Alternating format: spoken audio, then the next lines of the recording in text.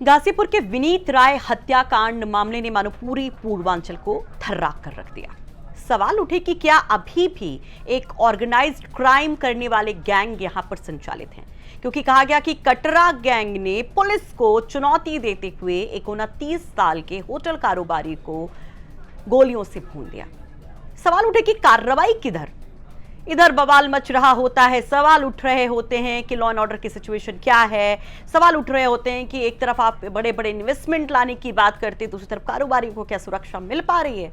सवाल तमाम होते हैं और इस बीच एक बड़ी खबर आती है एनकाउंटर की। खबर कि इस हत्याकांड के एक आरोपी कमलेश बिंद, जिसे कमलेश चौधरी भी कहा जा रहा है, उसका एनकाउंटर हो गया। और मानो ये सवाल और बड़ा हो गया, विपक्ष से लेकर सत्ता पक्ष तक इस पर सवाल उठने लगते हैं। एक तरफ समाजवादी पार्टी इस पूरे एनकाउंटर को फर्जी बताती है, इस पर काफी हो हल्ला कर रही होती है। खुद कमलेश चौधरी की पत्नी सूजी आंखों के साथ बड़ा बयान देती हैं और कहती हैं कि पुलिस उनकी आंख के सामने उनके पति को घसीट कर ले गई, उनके साथ मारपीट की गई। और इन सब के बीच में सत्ता पक्ष से भी एक बड़ा प्रश्न उठता है। संजय निषाद इस एनकाउंटर पर बोलते हैं और वहां पर कई सवाल खड़े करते हैं। पहले देखिए कि किस तरह से इस केस में ये सवालों का सैलाब है। बहुत ही जो घटना हुई है एनकाउंटर की, तो आखिर जब पुलिस पकड़ सकती थी मुजरिम को, तो एनकाउंटर क्यों करा गया? सबसे पहला सवाल तो ये है। ये अपने आप में पूरी कानून व्यवस्था में प्रश्न चिन्ह उठाने का काम है। भारतीय जनता पार्टी वाले नहीं चाहते हैं कि प्रशासन और जो प्रशासन है, जो नियम है, जो कानून है, उससे चले। तो क्यों नियम और कानून बनाए गए हैं, और आप कितने लोग का एनकाउंटर कर लेंगे? नेचुरल सी बात है, लोगों में गुस्सा तो आएगा ही। जब गलत होगा तो लोगों में गुस्सा तो जागृत होगा ही। ये घटना रामगढ़ में उठाया गया था। उन लोग 2 लोग थे साथ में, इनको ले जाके जंगल में मारा गया था। जिस दिन घटना हुई थी उस दिन वो कहाँ थे? जिस दिन घटना हुई वो मेरे साथ थे, घर पर थे, रूम में। वो यहाँ से सुबह में निकले 6 बजे। तो उसके बाद कहाँ चले गए, कुछ पता है? कुछ पता नहीं चला। हम लोग चल गए कोतवाली, हम लोग के प्रशासन ले गए घर से उठाकर। तो क्या कोतवाली में क्या बातचीत हुई? कोतवाली में ले गए हम लोग को कि हम लोग को छोड़ देंगे, मगर जाने के बाद कोई हम लोग को नहीं छोड़ा।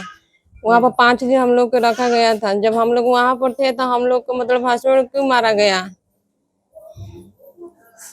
घटना की जानकारी आपको कैसे मिली? घटना की जानकारी हम लोग को मतलब वो लोग 2 बजे रात के हम लोग को वहाँ से घर पहुँचा दिए गए। हम लोग के यहाँ पर आए, छोड़ दिए वहाँ से। हम लोग यहाँ पर आए तो पता चला कि मतलब उनकी हत्या हो चुकी है। आप क्या करती हैं?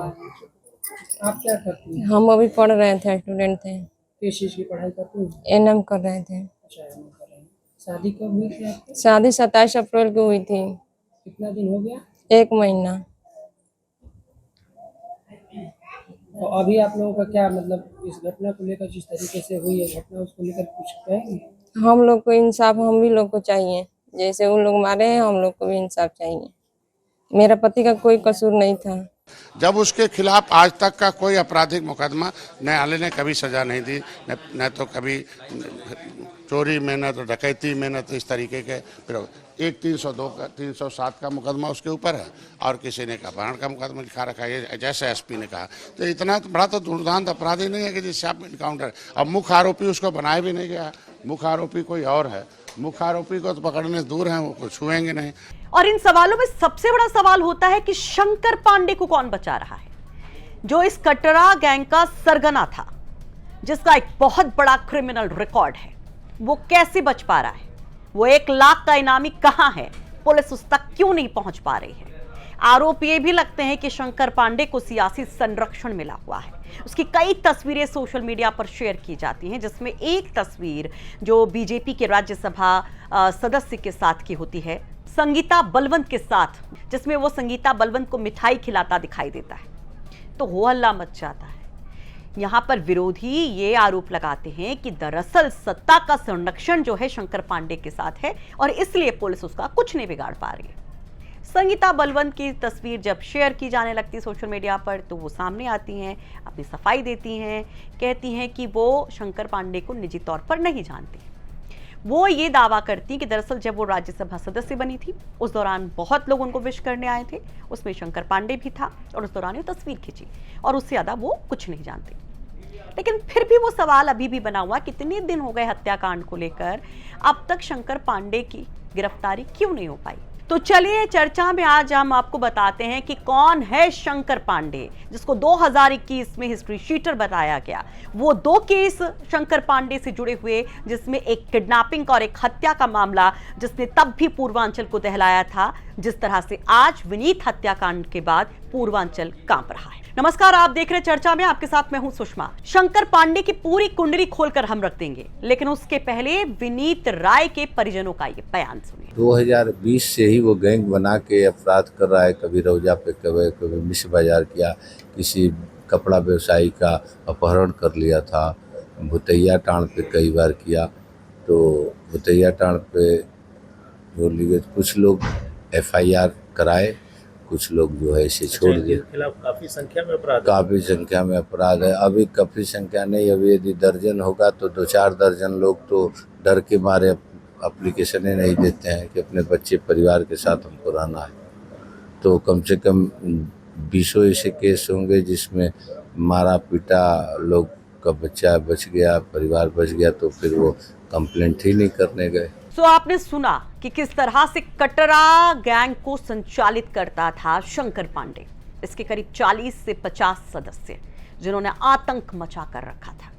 शंकर पांडे का क्रिमिनल रिकॉर्ड अगर आप देखेंगे तो कई जिलों में हत्या, अपहरण समेत कई केसेस दर्ज हैं। और केवल शंकर पांडे की ही क्राइम कुंडली चौंकाने वाली नहीं है, उसके पिता की भी क्राइम कुंडली जब जानेंगे तो दंग रह जाएंगे।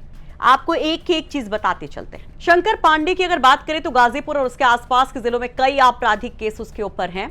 2021 में उस पर गैंगस्टर लगाया गया था, उसके ऊपर फिरौती, मारपीट, छिनैती, जान से मारने की धमकी जैसे दर्जन भर केस हैं। जबकि हत्या के 2 मुकदमे दर्ज हैं।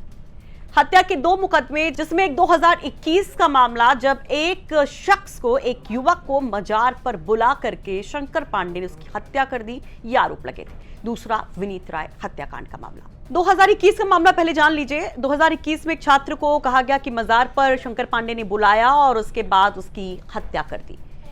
इस मामले में कोर्ट में पेशी पर वो हाजिर नहीं हुआ, बार बार डेट मिलती रही, लेकिन जब उसकी हाजिरी नहीं होती है तो शासकीय अधिवक्ता ने इस पर सवाल उठाए और उसके बाद NBW यानी कि गैर जमानती वारंट उसके खिलाफ जारी हुआ। 25 जून 2026 तक हर हाल में उसकी गिरफ्तारी का आदेश भी पुलिस को दिया गया है कोर्ट की तरफ से। ऐसे एक 2024 का किडनैपिंग का मामला है, जिसमें शंकर पांडे ने जो कुछ किया उसको सुनेंगे तो हैरान हो जाएंगे और पूछेंगे कि पुलिस कहां है, क्यों नहीं एक्शन तब हो पाया और आज तक शंकर पांडे पर कोई कार्रवाई क्यों नहीं। दरअसल गाजीपुर के मिश्र बाजार के एक व्यापारी और सचिन गारमेंट्स के संचालक सचिन चौरसिया की किडनैपिंग हुई थी। ये मामला 5 सितंबर 2024 का है, जब शंकर पांडे ने अपने तमाम साथियों के साथ मिलकर सचिन चौरसिया को काली स्कॉर्पियो में बैठाकर मारपीट करते हुए उनका अपहरण कर लिया था। इस मामले में भी गैर जमानती वारंट शंकर पांडे के खिलाफ जारी किया गया है। तो सवाल ये है कि जब इतने बड़े बड़े क्राइम को एक शख्स अंजाम दे रहा है तो वो इतना मनभड़ कैसे हो गया है, एक के बाद एक क्राइम कैसे कर रहा है। अभी तो ये शुरुआत है, अभी कुछ और चीजें जानिए। शंकर पांडे के पिता के ऊपर आरोप है कि वो ड्रग की तस्करी करते थे और उनके ऊपर भी कई आपराधिक मुकदमे दर्ज हैं। अगर खुद शंकर पांडे की बात की जाए तो वो पेशेवर बदमाश, जैसा कि अब आप समझ ही चुके होंगे, कई केसेस जैसा हमने आपको बताए। उसके ऊपर जो है वाराणसी में कई थानों में मुकदमा दर्ज है, अयोध्या, गाजीपुर और कई और जिलों में उसके ऊपर गंभीर धाराओं में केस दर्ज हैं। शंकर पांडे कुछ केसेस में जेल भी जा चुका है, लेकिन अभी वो जमानत पर बाहर है, आराम से भाग रहा है, छुपा हुआ है और पुलिस उसको पकड़ नहीं पा रही है। अगर हम इस विनीत राय केस की बात करें तो इसमें कुल 4 आरोपी बनाए गए थे, जिसमें कमलेश बेन था, दूसरा शंकर पांडे था, तीसरा सोनू यादव था और इसके अलावा एक और आलोक दुबे। इन चारों का नाम FIR में दर्ज है। तो ये क्राइम कुंडली थी शंकर पांडे की। सवाल ये है कि कब तक उसकी गिरफ्तारी होगी, वो सवाल फिर से हम, और कैसे वो बच रहा है, आप तक छोड़े जाते हैं। ये रिपोर्ट तैयार करने में हमारी मदद की है गाजीपुर से हमारे सहयोगी विनय सिंह ने।